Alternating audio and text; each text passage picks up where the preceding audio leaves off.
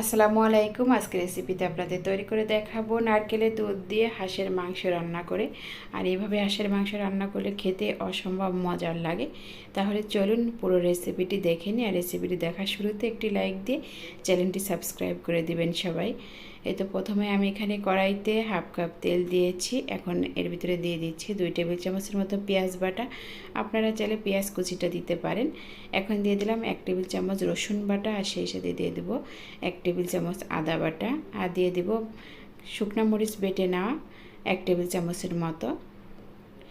সেই সাথে দিয়ে দিচ্ছি ধনিয়া আর জিরা বাটা 1.5 টেবিল চামচের মতো। এখন আমি এর ভিতরে দিয়ে দিব স্বাদ মতো লবণ। এখন দিয়ে দিব আস্ত গরম মশলা, এখানে দারচিনি, এলাচ, লবঙ্গ, গোলমরিচ, তেজপাতা। এখন দিয়ে দিলাম হাফ চা চামচ হলুদের গুঁড়া। এখন সব মশলাগুলো আমি কষিয়ে নিচ্ছি। মশলাটা যখন ভালো করে কষানো হয়ে যাবে তখন এর ভিতরে দিয়ে দিতে হবে আগে থেকে পরিষ্কার করে নেওয়া এই যে হাঁসের মাংস। এই তো এখন মশলার সাথে ভালো করে এই হাঁসের মাংসটা আমি কষিয়ে নিচ্ছি। মশলার সাথে যখন মাংসটা ভালো করে কষানো হয়ে যাবে তখন আমি এই যে ঢাকনাটা দিয়ে দিচ্ছি, চুলার আঁচটা মিডিয়ামে রাখছি। এখন আবার আমি ঢাকনাটা তুলে নিলাম। এখন আবার আমি নেড়ে চেড়ে দিব। নেড়ে চেড়ে দিয়ে আবার আমি ঢাকনাটা দিয়ে দিব। মাঝে মাঝে এভাবে নেড়ে চেড়ে দিতে হবে। এখন আমি আবার ঢাকনাটা তুলে নিলাম।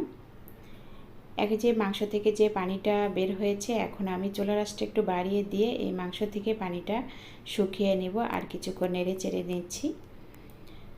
এখন আমি এর ভেতরে দিয়ে দিব আগে থেকেই আমি এই যে নারকেলের দুধটা বের করে রেখেছিলাম, এটা দিয়ে দিলাম প্রায় 1 কাপের মতো। নারকেলের দুধ নিলেই হবে সেদ্ধ হওয়ার জন্য যতটুকু প্রয়োজন। এখন ভালো করে নেড়ে চেড়ে আমি এই যে উপরে 1-2টি কাঁচামরিচ দিয়ে দিলাম। এখন চুলার আঁচটা মিডিয়ামে রেখে উপরে একটি ঢাকনা দিয়ে ঢেকে এই মাংসটা এখন আমি সেদ্ধ করে নিচ্ছি। এই তো এখানে হাঁসের মাংসটা আমার রান্না করে নেওয়া হয়ে গেছে। এখন এই ঝোলটা আমি কিছুটা টানিয়ে নিব। আর এখন নামানোর আগে 1 চা চামচ গরম মশলা গুঁড়া দিয়ে আমি নামিয়ে নিচ্ছি। এভাবে আপনারা খুব সহজেই নারকেলের দুধ দিয়ে হাঁসের মাংস রান্না করে খেয়ে দেখতে পারেন, অসম্ভব মজার লাগবে। যে কোনো কিছুর সাথে এভাবে আপনারা এই মাংসটা রান্না করে নিতে পারেন। আশা করি এই রেসিপিটি আপনাদের কাছে অনেক ভালো লেগেছে।